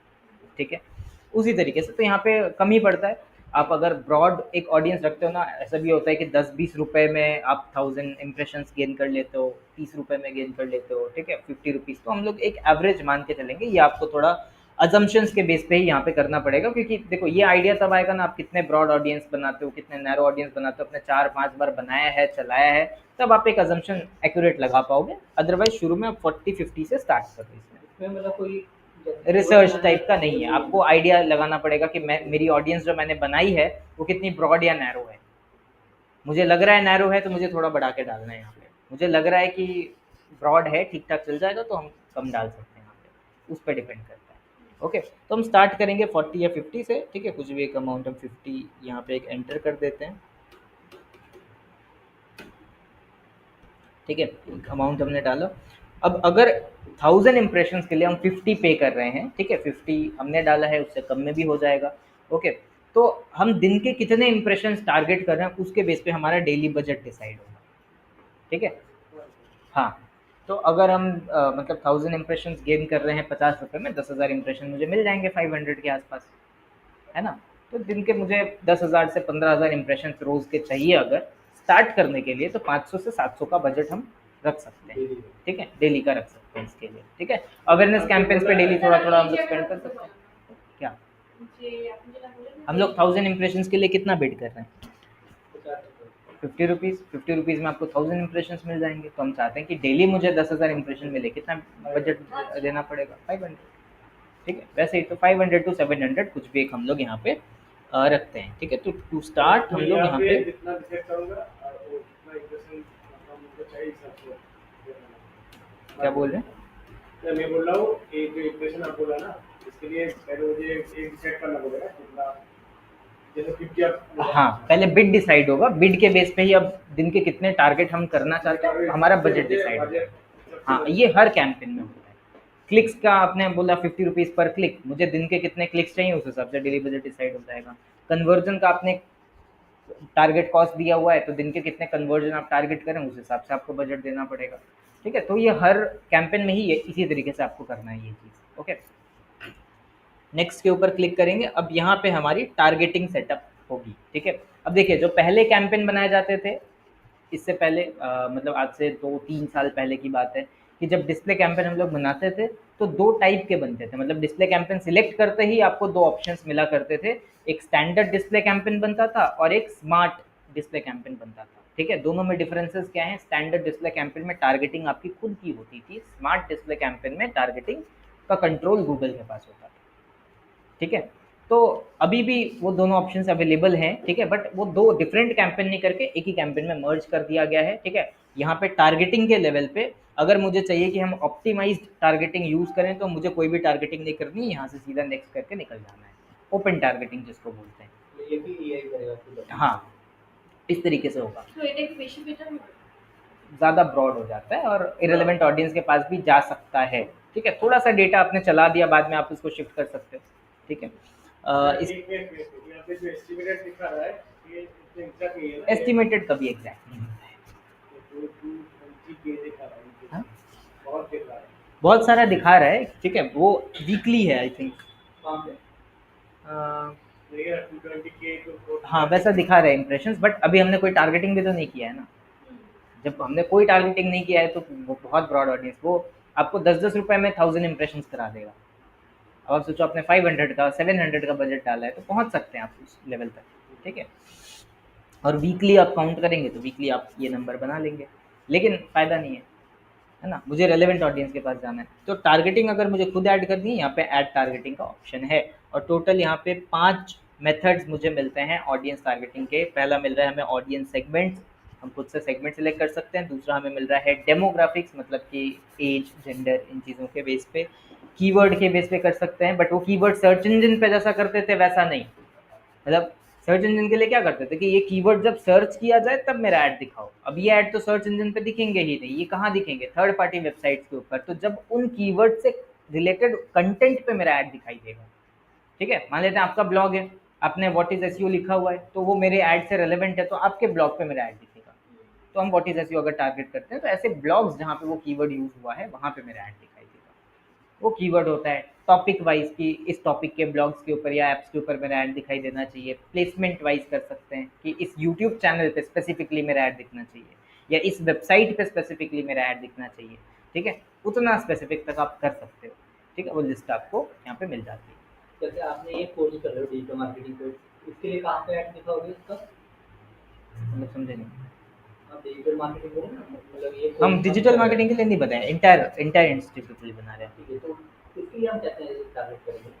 इसके लिए हम लोग टारगेटिंग करेंगे ऑडियंस सेगमेंट प्लस डेमोग्राफिक्स। कभी भी आपको यूज़ करना है तो आप ऑडियंस सेगमेंट प्लस डेमोग्राफिक्स को यूज़ करिए। कीवर्ड को नहीं छोड़ना। ठीक है, सारा एक साथ नहीं यूज़ करते हम लोग। ठीक है, या तो हम ऑडियंस सेगमेंट प्लस डेमोग्राफिक्स को यूज़ कर रहे हैं या तो इन तीनों में से कोई एक यूज़ करेंगे। सारा यूज़ करेंगे तो वो लेयर बाय लेयर ऑडियंस बहुत नैरो हो जाएगी। ठीक है, इसके लिए इसमें कीवर्ड कैसे ले सकते हैं? मतलब मतलब डिजिटल मार्केटिंग से शुरू आप ले लेते हैं। हाँ, तो जो इन्फॉर्मेशनल कीवर्ड्स होते हैं ब्लॉग्स में जो यूज़ होते हैं वैसे कीवर्ड। क्या कीवर्ड्स का ऑप्शन? यहाँ पे जाके कीवर्ड्स पेस्ट ही करना है आपको, 1 कीवर्ड पर लाइन। ये फिर यानी गेस्ट पोस्टिंग या ये इंफॉर्मेशनल जहाँ पे होगा हाँ, ऐसे वहाँ टाइप पे के है। इन्फॉर्मेशनल कीवर्ड्स टारगेट करने हैं आपको वहाँ पे। ठीक है, तो आप लोग ऐड दिखाओ। हाँ, प्राइमरली हमें इसको देखना है ऑडियंस सेगमेंट प्लस डेमोग्राफिक्स को। ऑडियंस सेगमेंट्स में जाइए, यहाँ पे जाके आप देखोगे जो हमने लैंडिंग पेज वगैरह दिया है ना, ऑटोमेटिकली हमें कुछ सजेस्ट कर रहा है रिसेंट एंड आइडियाज़ के अंदर, और आप सर्च भी कर सकते हो यहाँ पे। ओके, जैसे यहाँ पे ऑनलाइन कोर्सेज देखिए, यहाँ पे क्या बता रहा है? Based on your website. Landing page का यूआरएल मैंने पहले ही दे दिया था, तो क्या टारगेटिंग करना है ये मुझे ऑलरेडी सजेस्ट कर रहा है। ठीक है, तो जैसे ऑनलाइन क्लासेस में जिसको इंटरेस्ट है ऐसे लोगों को हम टारगेट कर सकते हैं। ठीक है, तो online classes, developer training courses में जिसको इंटरेस्ट है, ऑन साइट ट्रेनिंग कोर्सेज या यूडेमी के कोर्सेज में जिसको इंटरेस्ट है, डिजिटल मार्केटिंग कोर्सेज में जिसको इंटरेस्ट है, ट्रेनिंग डिलीवरी मेथड्स, ये ठीक है, इसको हटा भी सकते हैं हम लोग। Information and technology courses online, computer training and courses. ठीक है, ट्रेनिंग सर्टिफिकेशन प्रोग्राम। कीवर्ड जा रहा है ना? हाँ, ये तो इररिलेवेंट कीवर्ड नहीं जा रहा है। क्या? इररिलेवेंट कीवर्ड है। कैसे इररिलेवेंट कीवर्ड है? जैसे आप कर रहे हो ये तो कीवर्ड्स है ही नहीं marketing। एक्चुअली, ये सेगमेंट है। ये क्या है, ऑडियंस का सेगमेंट है। आपको डिजिटल मार्केटिंग कोर्स में इंटरेस्ट है, उनको एक्सेल में इंटरेस्ट है, इनको पावर बीआई में इंटरेस्ट है, तो सबको मिला के एक सेगमेंट है कंप्यूटर ट्रेनिंग एंड प्रोग्राम्स, ऐसे। ठीक है, यहाँ पे ऑनलाइन कोर्सेज में जिसको इंटरेस्ट है, ठीक है, यहाँ से आप सर्च कर सकते हो। और अगर आपको स्पेसिफिक कुछ चाहिए, जैसे यहाँ पे देखिए वेब डिज़ाइन एंड डेवलपमेंट। हाँ, ऑनलाइन कोर्सेज किया, उसमें मेरा सपोज किसी का भी मतलब इंफॉर्मेशन चाहिए डाटा एनालिसिस का, वहाँ पर भी चल जाएगा। वहाँ पे चल जाएगा।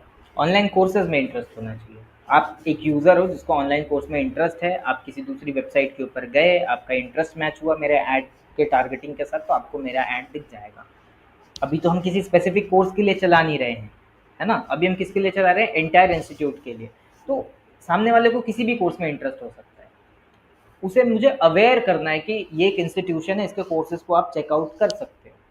ठीक है, अभी मेरा गोल ये है, इसलिए हम थोड़ा सा ब्रॉड ब्रॉड टर्म्स को ले रहे हैं, ऑनलाइन क्लासेस या यूडेमी कोर्सेज, क्योंकि ये स्टूडेंट्स की कैटेगरी है, पूरी स्टूडेंट्स को ही मुझे अवेयर करना है इस तरीके से। अगर मुझे स्पेसिफिक एक कोर्स के लिए करना होता, मेरा जो भी एट्रीब्यूट सिलेक्शन होता उसके बेस पे होता। ठीक है, सिर्फ digital marketing courses, online marketing, SEO, SEM, ये चीज़ें होती हैं उसके अंदर। ठीक है, आप यहाँ से देखो, ब्राउज के ऊपर क्लिक करोगे तो यहाँ पे आपको एक ब्रेकडाउन मिलेगा। ठीक है, ब्रेकडाउन में क्या है, हु दे आर, मतलब आप चाहो तो यूजर्स को उनके डिटेल्ड डेमोग्राफिक्स के बेस पे भी सिलेक्ट कर सकते हो। ठीक है, हम्म,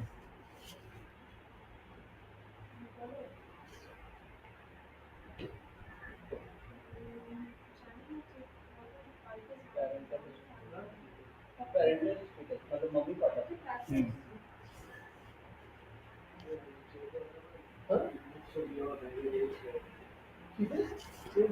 हम तो पापा इसके दूसरे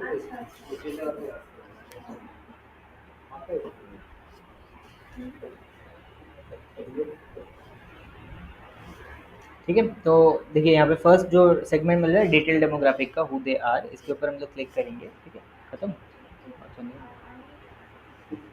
मेरे को लगा हो गया। ये वैसे इम्पोर्टेंट है कि आप कौन जिससे भेजना हो सकता है, आप खुद भी चेक करें, मम्मी पापा भी चेक कर सकते हैं।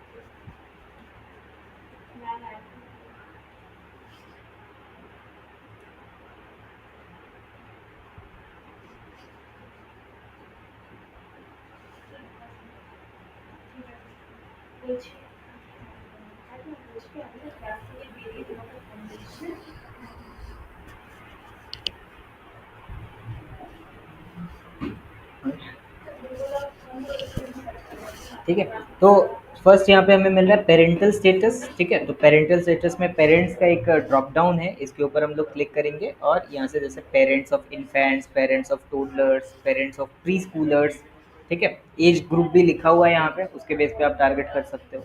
ओके, अगर इसके बेस पे नहीं करते, मैरिटल स्टेटस है। ठीक है, डिटेल्ड डेमोग्राफिक का मतलब क्या होता है, एक बेसिक डेमोग्राफिक होती है कि आपका जेंडर क्या है, आपका एज क्या है, ये सारी चीज़ें। डिटेल डेमोग्राफिक में ये चीज़ें आ जाती हैं कि पेरेंटल स्टेटस क्या है आपका, मैरिटल स्टेटस क्या है आपका, ठीक है, एजुकेशनल स्टेटस क्या है आपका।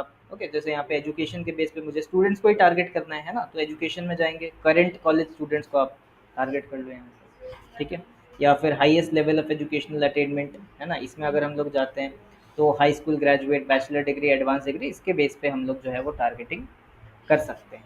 ओके, तो ये हो गया हमारा डिटेल्ड डेमोग्राफिक। अगर हम लोग बैक करेंगे, यहाँ पे क्या है, what their interest and habits are. What their interest and habits are का मतलब क्या है, देखो इंटरेस्ट एक डायनामिक चीज़ है, आज मुझे इंटरनेट के ऊपर किसी एक चीज़ में इंटरेस्ट है, कल को दूसरी चीज़ में हो सकता है ना। तो इंटरेस्ट बेस्ड टारगेटिंग करने में थोड़ा सा आपको देखना पड़ेगा कि अभी करेंटली जिनको इन चीज़ों में इंटरेस्ट है वो टारगेट होंगे। ठीक है, बट बहुत लंबे समय तक वो आपके सेगमेंट के मेंबर नहीं होते हैं। ठीक है, देखो what their interest and habits are, अगर इसके ऊपर हम लोग जाते हैं तो जैसे जिसको ब्यूटी एंड वेलनेस में इंटरेस्ट है, मान लो मुझे उसको टारगेट करना, तो आप ये पूरा सेगमेंट सिलेक्ट कर सकते हो। ठीक है, लेकिन अगर इसका कोई स्पेसिफिक पार्ट, जैसे इसमें ड्रॉप डाउन है, जब भी ड्रॉप डाउन हो हमेशा चेक करो, इसमें आप जाओगे तो आप देखो कि फ्रीक्वेंटली विजिट सैलून्स, जब आप किसी सैलून वगैरह के लिए ऐड चला रहे हो, ठीक है, तब ये बहुत काम की चीज़ है, एक बहुत काम का सेगमेंट है। ठीक है, आप इस पे जस्ट कर्सर लेके जाओ, देखो यहाँ पे आपको थोड़ा सा एक डिस्क्रिप्शन भी मिल जाएगा, पीपल हु फ्रीक्वेंटली विजिट्स। এখানে আপনি যেটা বললেন যে এই সেগমেন্টেশনে তো আমাকে মানে আমাকে তো এক্সাক্ট রাখতেই হবে। আমি যদি অন্য কোনো সেগমেন্টেশন টার্গেট নাও করি তাহলে আমাকে করতেই হবে। हाँ, এক্সাক্টলি। यहाँ आपको देखिए ये आपको रखना पड़ेगा, जो ऑडियंस सेगमेंट्स वाला पार्ट है ना, ये सबसे ज़्यादा डिटेल्ड टारगेटिंग यहाँ पे होती है। वो कीवर्ड्स, टॉपिक्स वो बहुत कम यूज़ होते हैं, ठीक है? ये वाला पार्ट सबसे ज़्यादा यूज़ होता है। ओके, तो इसमें से सिलेक्ट कर सकते, देखिए फूड एंड डाइनिंग है, ठीक है, या लाइफस्टाइल एंड हॉबीज़ है, तो ये लोगों के इंटरेस्ट या हैबिट्स हैं, ओके, जिसके बेस पे आप टारगेट कर सकते हो। उसके बाद आता है what they are actively researching और प्लानिंग, ठीक है? तो इसमें दो चीज़ें हैं, एक इन मार्केट है, मतलब कि क्या रिसर्च कर रहे हैं वो लोग, और लाइफ इवेंट्स जो होता है वो प्लानिंग के अंडर आता है। ओके, तो अगर हम इन मार्केट में जाएँ, जो लोग अभी इन सब चीज़ों के बारे में रिसर्च कर रहे हैं, जैसे कि मान लेते हैं ऑटोज़ एंड व्हीकल्स है, इसके अंदर अगर ड्रॉप डाउन ओपन करेंगे, ठीक है, तो ऑटो पार्ट्स या मोटर व्हीकल्स यहाँ पे बहुत कुछ मिल रहा है ना? इसका ड्रॉप डाउन ओपन करो तो जो भी न्यू मोटर व्हीकल्स में इंटरेस्ट हैं या उसके बारे में रिसर्च कर रहे हैं, ठीक है, लग्जरी व्हीकल्स वगैरह, इन सब चीज़ों के बारे में रिसर्च कर रहे हैं, आप उनको टारगेट कर सकते हैं, है ना? समझना पड़ेगा ये सेगमेंट जो है वो रिसर्च का है, तो अब जो भी सिलेक्ट कर रहे हैं, आपकी ऑडियंस इस बारे में रिसर्च कर रही होगी, ऑनलाइन में सर्च वो पढ़ रहे होंगे इसके बारे में, ठीक है, वीडियोस देख रहे होंगे इसके बारे में, ओके, ये सारी चीज़ें। और अगर आप लेते हो लाइफ इवेंट्स, तो मतलब कि वो प्लान कर रहे हैं ये चीज़ें, ठीक है, जैसे लाइफ इवेंट्स में जाओ तो जैसे बिजनेस क्रिएशन, तो बिजनेस क्रिएशन में आप जाओ, रिसेंटली स्टार्टेड अ बिजनेस या फिर स्टार्टिंग अ बिजनेस सून, ये प्लानिंग के अंदर आता है ना? या फिर कॉलेज ग्रेजुएशन, ठीक है, तो कॉलेज ग्रेजुएशन में ग्रेजुएटिंग सून या रिसेंटली ग्रेजुएटेड को आप टारगेट कर सकते हो। तो ऐसे करके जो सेगमेंट्स हैं इसको आपको सिलेक्ट करना पड़ेगा। फिलहाल मैंने ज़्यादातर ये रिसर्च के ऊपर किया है, मैंने जो भी सिलेक्ट किया है वो इंटरेस्ट बेस्ड है, रिसर्च के ऊपर बेस्ड है। इन मार्केट दिख रहा है ना, तो इन मार्केट का मतलब क्या होता है? Research, okay. तो जो लोग भी इन टर्म्स के बारे में रिसर्च कर रहे हैं, कॉलेज स्टूडेंट्स हैं, ऐसे लोगों को मैंने टारगेट किया है, ओके। इसके बाद यहाँ से ऐड टारगेटिंग के ऊपर क्लिक करो। मैंने यहाँ पे सेगमेंट तो दे दिया है, बट मुझे एडिशनल एक और लेयर ऑफ टारगेटिंग ऐड करना है बेसिक डेमोग्राफिक्स का। और बेसिक डेमोग्राफिक्स में जाके हम लोग यहाँ पे मेल फीमेल जेंडर के बेस पे ये तो सब कुछ ही रहेगा। स्टूडेंट्स का एज ग्रुप है तो हम लोग 18 to 34 को यहाँ पे टारगेट कर लेते हैं, ठीक है, ये अननोन हटा देना, ओके। और अब इस एज ग्रुप में पेरेंट्स नॉन पेरेंट्स सब आते हैं, तो यहाँ पे कुछ करने की ज़रूरत है नहीं, और हाउस होल्ड इनकम भी आप सारा कुछ रहने दो। डन के ऊपर क्लिक करेंगे। फिर कीवर्ड वगैरह अभी हमें कुछ ऐड नहीं करना है। देखो आप या तो ये सब में से, मतलब ये जो लास्ट का 3 है, कीवर्ड, टॉपिक या प्लेसमेंट्स, इसमें से कोई एक सिलेक्ट करेंगे, या तो आप ऑडियंस सेगमेंट प्लस डेमोग्राफिक को सिलेक्ट करेंगे, ठीक है।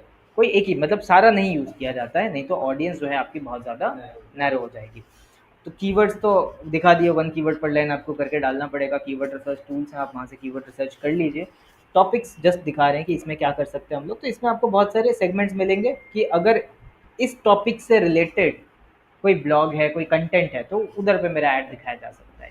उसमें भी ड्रॉप डाउन है, अगर आप चेक करेंगे तो यहाँ पे आपको मिल जाएगा। जैसे ऑडियो बुक्स रिलेटेड कोई कंटेंट है तो वहाँ पे मेरा ऐड दिखाया जा सकता है, या फिर बुक रिटेलर्स, चिल्ड्रंस बुक, इन सब रिलेटेड कंटेंट पे मेरा ऐड दिखाया जा सकता है, ओके। तो आप टॉपिक सिलेक्ट कर सकते हो, ओके, या तो आप कीवर्ड लेंगे या तो आप टॉपिक लेंगे, ओके। उसके बाद यहाँ पे प्लेसमेंट्स का एक ऑप्शन है, ठीक है। तो प्लेसमेंट में आप एग्जैक्ट प्लेसमेंट सिलेक्ट कर सकते हैं। जैसे आप वेबसाइट, यहाँ पे जाके वेबसाइट आपको सर्च करके देखना है। अगर आप कोई वेबसाइट देखी है आपने जहाँ पे एड्स वगैरह चलते हैं, आप वेबसाइट वगैरह जो है वो सर्च करके देख सकते हैं, ठीक है। जैसे मैंने वेब कोड यहाँ पे लिखा, तो इस टर्म से रिलेटेड जो भी वेबसाइट्स हैं जो एडसेंस से मोनेटाइज्ड हैं, ठीक है, उससे रिलेटेड आप देखिए वेबसाइट्स हमें दिख रही हैं। ये एक्चुअली वो वेबसाइट्स हैं जहाँ पे एड्स दिखाए जा सकते हैं, ठीक है। तो जनरली ये कंट्रोल गूगल के पास होता है, बट आप चाहते हो कि नहीं, मुझे स्पेसिफिकली cssgradient.io पे मेरा ऐड दिखना चाहिए, तो आप वो वेबसाइट टारगेट कर सकते हो, ठीक है, इस तरीके से। तो आपको लिस्ट मिल जाती है। देखो w3schools.com ये काफ़ी पॉपुलर है, ठीक है। इसके बाद यहाँ पे और भी बहुत सारी वेबसाइट्स हैं, तो आप वहाँ पे अपने एड्स वगैरह जो है वो दिखा सकते हैं। ये सब एडसेंस से मोनेटाइज साइट्स हैं। आप यूट्यूब चैनल्स, स्पेसिफिक चैनल्स के ऊपर आपको ऐड दिखाना है, तो आप वो चैनल्स के नाम सर्च करो। जैसे मैंने एसईओ लिखा, अब एसईओ रिलेटेड जितने भी चैनल्स हैं या जिनके नाम में एसईओ यूज़ हो रहा है, वो सारे यूट्यूब चैनल्स मुझे दिखाई दे रहे हैं। हम सिलेक्ट कर सकते हैं कि किस चैनल पे मेरे एड्स दिखने चाहिए, ठीक है। या फिर हम स्पेसिफिक यूट्यूब वीडियोज़ के बेस पे भी ये चीज़ कर सकते हैं, ठीक है। मैंने यहाँ पे एसईओ लिखा, तो एसईओ रिलेटेड जितने भी वीडियोज़ हैं वो दिख रहे हैं मुझे, और जिस वीडियो के ऊपर चाहें वो हम लोग अपने एड्स को दिखा सकते हैं। बट स्पेसिफिक जब आप करोगे तो वहाँ पे बजट भी ज़्यादा लगेगा, क्योंकि आपकी ऑडियंस आप बहुत नैरो कर रहे हैं इससे, ठीक है।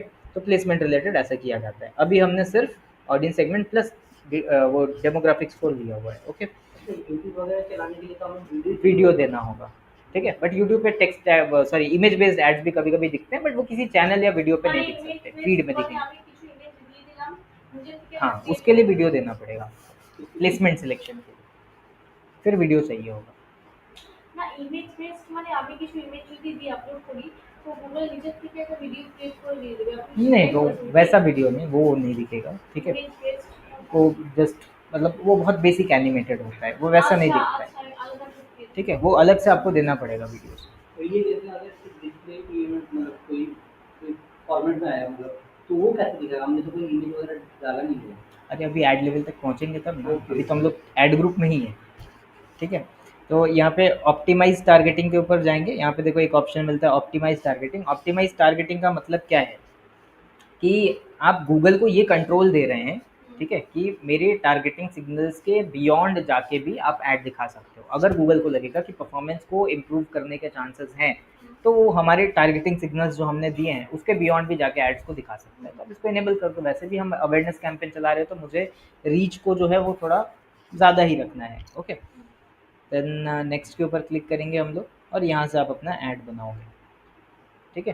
तो ऐड बनाने के लिए यहाँ पे देखो दो ऐड फॉर्मेट्स हैं, एक रिस्पॉन्सिव डिस्प्ले ऐड होता है और एक अपलोडेड डिस्प्ले ऐड होता है। अगर आपके पास टेम्पलेट रेडी है आप डायरेक्टली अपलोड कर सकते हैं, आप यहाँ पे अदरवाइज रिसोर्सेज देंगे, एसेट्स देंगे और वो खुद ही कॉम्बिनेशन वगैरह बना के दिखाएगा, ओके। तो यहाँ पे आप फाइनल यूआरएल देंगे एक, ठीक है। फाइनल यूआरएल हमने वैसे पहले ही दे दिया था। यहाँ पे आपको बिजनेस का जो नाम है वो नाम देना है, ठीक है। यहाँ पे हम लोग दे देते हैं जैसे W3 वेब स्कूल, ओके।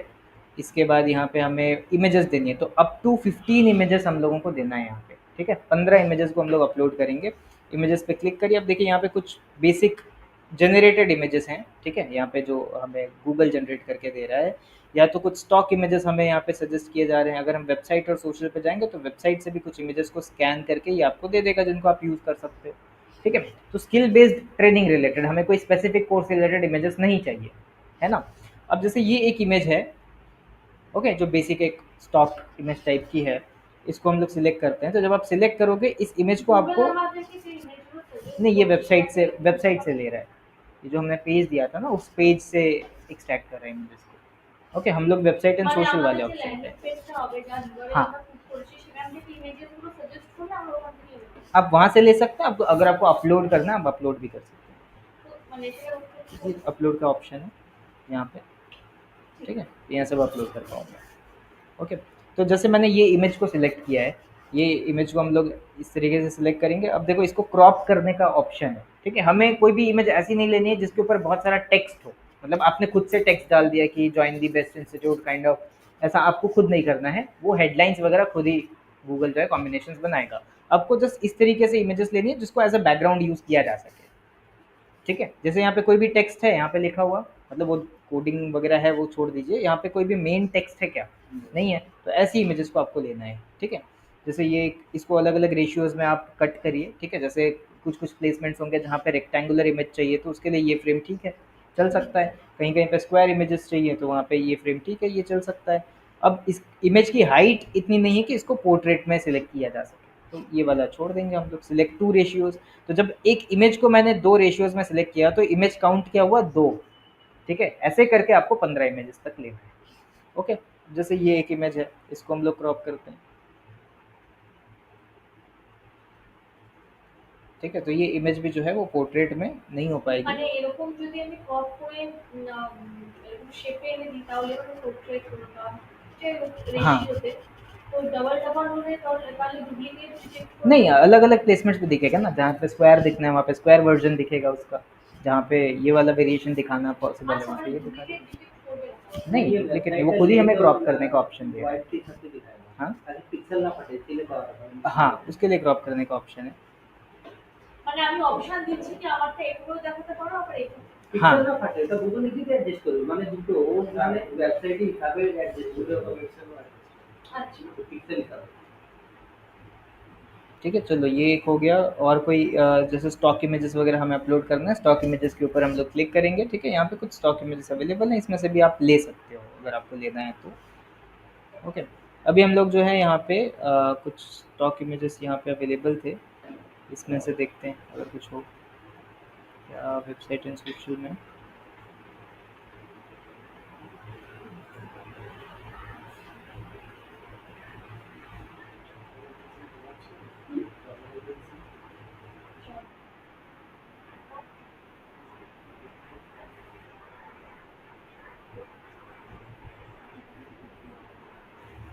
सारे इमेजेस पे क्रॉप करने का ऑप्शन मिलता है। अच्छा, ये जो जनरेटेड इमेजेस हैं इसमें से हम कुछ एक ले लेते हैं अभी के लिए। ओके, जैसे ये एक इमेज ठीक लग रही है, स्क्वायर रेशियो में ही है ये, और किसी रेशियो में आई थिंक सिलेक्ट नहीं हो पाएगा, ठीक है, या हो भी रहा है तो वो ठीक नहीं लगेगा, एक स्क्वायर में ही बस हम लोग इसको लेते हैं। अभी के लिए हम लोग 5 इमेजेस के साथ कंटिन्यू कर रहे हैं, ठीक है। बट जितने ज़्यादा इमेजेस देंगे गूगल के पास उतने ज़्यादा वेरिएशंस होंगे ऐड दिखाने के इसमें कोई लिए, ठीक है। एट्रीब्यूट तो नहीं दिखाएगा ना जिसमें कॉपी पेस्ट हो? नहीं नहीं, ये तो हमारी वेबसाइट का ही है, और वो जनरेटेड है, एआई जनरेटेड, तो उसमें कुछ नहीं, वो गूगल ही जनरेट करके हमें दे रहा है। ओके, तो बिजनेस नेम हमने दे दिया, फाइनल यूआरएल हमने दे दिया, इमेजेस है, उसके बाद यहाँ पे हम लोग लोगोज को अपलोड करेंगे। तो लोगो एक यहाँ पे है, हम लोग चाहें तो अपलोड कर सकते हैं, एक स्क्वायर लोगो अपलोड करेंगे वो ज़्यादा बेटर होगा। अप टू 5 लोगोज़ को आप अपलोड कर सकते हो, बट 5 लोगोज़ वगैरह अगर हैं तो आप मतलब एक ही लोगो के कई सारे वेरिएशंस होते हैं। ओके, शॉर्ट लोगो होता है, ब्लैक एंड वाइट लोगो होता है, डिपेंड करता है, डार्क बैकग्राउंड के लिए एक लोगो होता है, लाइट बैकग्राउंड के लिए एक लोगो होता है, तो अलग अलग वेरिएशंस आप डाल सकते हो। ओके, अब वीडियोज़ अगर आपको डालने हैं अप टू 30 सेकेंड्स के, तो वीडियोज़ आप डाल सकते हो, ठीक है। फिर हमें 5 हेडलाइंस डालनी है, एक लॉन्ग हेडलाइन डालना है और 5 डिस्क्रिप्शंस আচ্ছা স্যার, আমরা डालने যে हैं। ভিডিওগুলো মেক করবো, মানে ওটা তো ডেভেলপার করবে, তো আমি কি করতে হবে? क्या?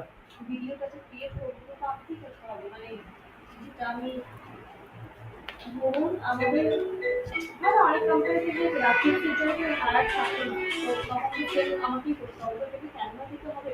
हाँ, कैनवा से बना सकते हैं। अब देखिए, वो कंपनी टू कंपनी वेरी करता है, कुछ कंपनीज हैं जिनकी डेडिकेटेड टीम्स हैं जो ये क्रिएटर्स बनाती हैं, वीडियो एडिटर है, ग्राफिक डिज़ाइनर है, ठीक है। कहीं कहीं पे अगर बहुत बेसिक है तो आप खुद भी कर सकते हो उसको कैनवा से, अगर थोड़ा बहुत एनिमेशन ही है तो कैनवा से वो हो सकता है। ओके, और कहीं कहीं पे डेडिकेटेड वो वीडियो एडिटर्स हैं जो बना के देते हैं, ठीक है। चलिए, तो यहाँ पे हम लोग कुछ हेडलाइंस लिखेंगे। अब हेडलाइंस के लिए हम लोग यहाँ पे चैट जीपीटी को यूज़ करेंगे, क्योंकि अभी हमें यहाँ पे क्रिएटिव हेडलाइंस वगैरह जो है वो चाहिए, ठीक है। यहाँ पे कीवर्ड्स वगैरह यूज़ करने का कोई आज सच प्रेशर है नहीं, ठीक है, आप क्रिएटिव हेडलाइंस दे सकते हैं, आपने ऑडियंस सेगमेंट्स को सिलेक्ट किया है। ओके, तो जितना क्रिएटिव हेडलाइंस आप दे सको, जितना अटेंशन ग्रैबिंग इमेजेस हो, सॉरी हेडलाइंस है, वो आप दे सकते हैं यहाँ पे। ओके, तो यहाँ से कैंसिल के ऊपर क्लिक करते हैं और यहाँ पे एक प्रॉम्प्ट लिखेंगे, suggest creative headlines for a brand awareness campaign for W3 Prep School, ठीक है।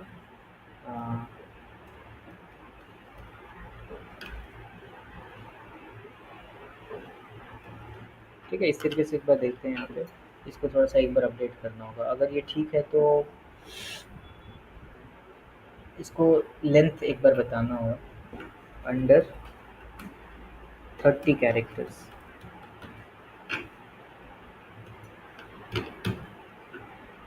ठीक है, अंडर 30 कैरेक्टर्स, और प्लस यहाँ पे लिख दो फॉर मोर इंफॉर्मेशन। यहाँ पे आप एक बार वेबसाइट भी मेंशन कर दो, सो दैट उसको यहाँ से भी थोड़ा बहुत इंस्पिरेशन मिल जाए।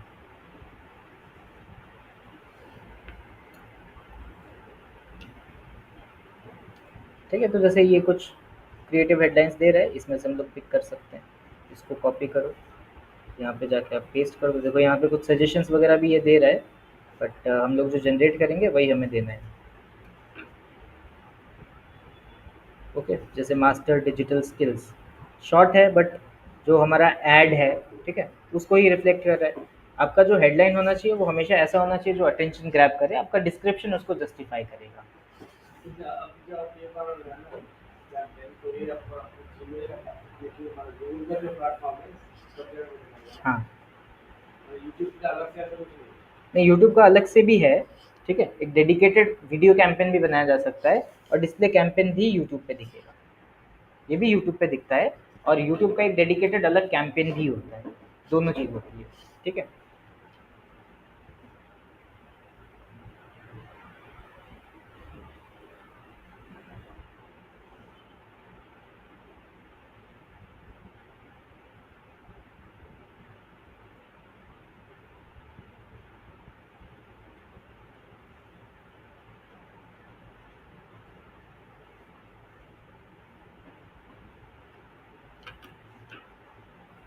ठीक है, 5 हेडलाइंस हम लोगों को चाहिए।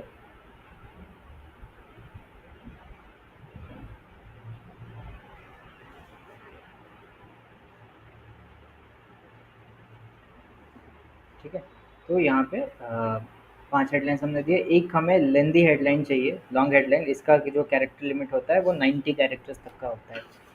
तो पहले जो हेडलाइंस हमें मिल रही थी आई थिंक, अच्छा वो तो चला गया, एक बार यहाँ पे लिखते हैं अंडर 90 कैरेक्टर्स, सॉरी।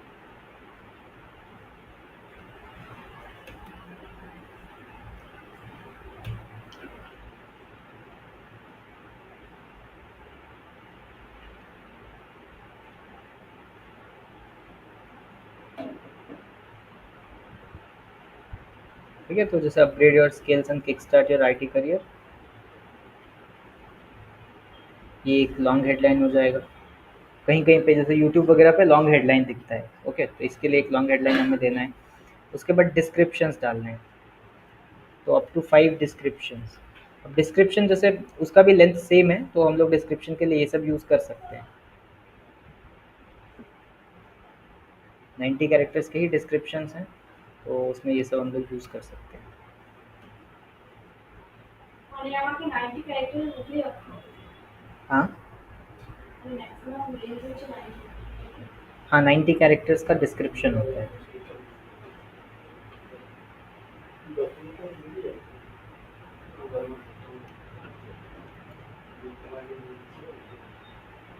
मैं बोला ना 10 मिनट के बाद मेरे को एक मेरे ट्रेन है और जा रहा हूँ। अच्छा ठीक है, अभी ख़त्म ही हो जाएगा। नहीं मैं आप कंटिन्यू भेजिए, मैं जो क्लास है इसके लिए। अच्छा ठीक है, एक बजे मेरा ट्रेन है। ठीक।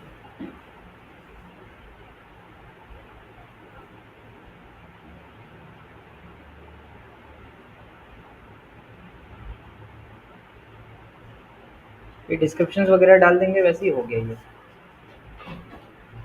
ठीक है, तो चलिए यहाँ पे 3 डिस्क्रिप्शन जैसे हमने डाले, 5 आप डाल सकते हो टोटल। और फिर यहाँ पे आप जैसे एडिशनल फॉर्मेट ऑप्शन वगैरह में जाएंगे, तो आप देखिए use asset enhancements, auto generated video, मतलब ऑटो जनरेटेड वो एनिमेशन या स्लाइड शो टाइप का, वो खुद ही कर देगा इन चीज़ों को। यूज़ नेटिव फॉर्मेट्स, ये सब खुद ही हो जाता है।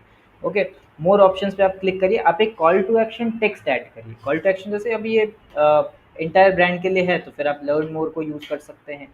ठीक है, और इंग्लिश में ही करना है इसको यूज़। अब कुछ ब्रांड कलर्स को अगर आपको यूज़ करना है, तो ब्रांड कलर्स आप यहाँ पे दे सकते हो। लर्न मोर एक कॉल टू एक्शन रहेगा जो आपके ऐड के ऊपर दिखाई देगा। देखो जैसे यहाँ पे दिखेगा लर्न मोर, क्लिक करेगा तो वेबसाइट पे जाएगा, लैंडिंग पेज के ऊपर। ठीक है, इस तरीके का।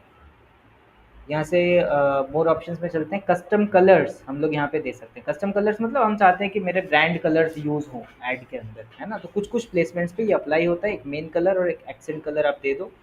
तो यहाँ से आप एक काम करो, गूगल के ऊपर जाओ, कलर पैलेट सर्च करो। ठीक है, और जो भी कलर्स आपको यहाँ से चाहिए वो आप एक बार सिलेक्ट कर लीजिए। ओके, तो जैसे एक ये कलर मुझे यूज़ करना है एक्सेंट कलर में, ये हो गया हमारा मेन कलर। इसको कॉपी करते हैं एज मेन कलर। इसका जो कलर कोड है उसको कॉपी करो, पेस्ट करो। देखो कलर यहाँ पे डिस्प्ले भी हो रहा है एग्जांपल के लिए। और एक एक्सेंट कलर हमें लेना है, तो एक्सेंट कलर के लिए ये एक ले लेता हूँ। ठीक है, तो ये चेंज हो जाएगा। ठीक है, देखो यहाँ पे एक्सेंट कलर चेंज हुआ, पहले रेड दिख रहा था।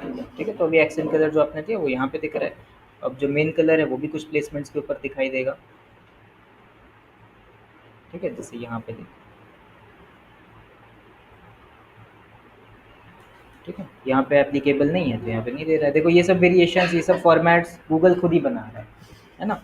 इसके बाद जैसे ये एक फॉर्मेट देखो। ठीक है, तो आपके हेडलाइन, डिस्क्रिप्शन, लोगोज, इन सब का कॉम्बिनेशन बना के यूज़ करता है। ओके ओके, अब जैसे ईमेल पे ये कैसा दिखेगा, तो ईमेल के ऊपर ये क्लोज्ड ईमेल है, कुछ इस तरीके से आएगा ईमेल के ऊपर प्रमोशंस के टैब में। और ओपन मेल अगर आप देखेंगे तो ओपन मेल पे ये कुछ इस तरीके का दिखेगा। मेल को मतलब अगर आप ओपन करोगे तो इस तरीके का दिखेगा। फिर यूट्यूब के ऊपर अगर आप देखोगे तो यूट्यूब का ये वॉच पेज है, मतलब आप कोई वीडियो देख रहे हो ऑलरेडी और नीचे इस तरीके से ये ऐड आएगा। ठीक है, इसके बाद एक ये है, ठीक है। यूट्यूब का जो होम पेज होता है, यूट्यूब मोबाइल आप ओपन करोगे तो सबसे ऊपर जो ऐड दिखाई देता है, ठीक है, उस तरीके से ये एक दिखाई देगा, है ना। तो ऐसे करके ये यूट्यूब पे भी दिखाई देता है। तो जस्ट प्रीव्यूज़ वगैरह आप यहाँ से देख सकते हो। इसके बाद हमें क्रिएट ऐड के ऊपर क्लिक कर देना है। ऐड हमारा क्रिएट हो गया एंड नेक्स्ट के ऊपर क्लिक करना। अच्छा, यहाँ पे अगर आपके पास टेम्पलेट्स हैं तो आप अपलोडेड ऐड भी बना सकते हो। अपलोडेड डिस्प्ले ऐड में जाओ और यहाँ पे आपको बस फाइनल यूआरएल देना है और इमेजेस जो भी आपके पास रेडी हैं वो आपको अपलोड कर देना होगा। Okay, format supported sizes format यहाँ पे दिया गया है, ठीक है, GIF, JPG, PNG और ये साइजेस हैं जो इसमें आपको इमेजेस अपलोड करनी होंगी, ठीक है। क्या ये यहाँ पे है सपोर्टेड साइजेस एंड फॉर्मेट्स में, इस पर क्लिक करना है, ये डॉक्यूमेंट ओपन होगा, आप इधर से देख लीजिए। उसको कैनवा वगैरह से आप बना सकते हैं और उसको डायरेक्टली यहाँ पे हम लोग अपलोड कर सकते हैं। ओके, ये है, आप ज्वाइन करोगे, ठीक है। तो एक अपलोडेड भी आप चाहो तो बना सकते हो। नेक्स्ट के ऊपर क्लिक करेंगे, रिव्यू का स्टेज आएगा, ओके। देन इसको एक बार हमें कंफर्म करना होगा, ठीक है। तो यहाँ पे कुछ वेरिफिकेशन वगैरह एक बार मुझे कराना पड़ेगा, फिर पब्लिश कर सकते हैं। तो यहाँ से फिर आपके अकाउंट में पब्लिश का ऑप्शन आएगा, आप सीधा उसको पब्लिश कर दो, ठीक है। यही है, खत्म हो गया।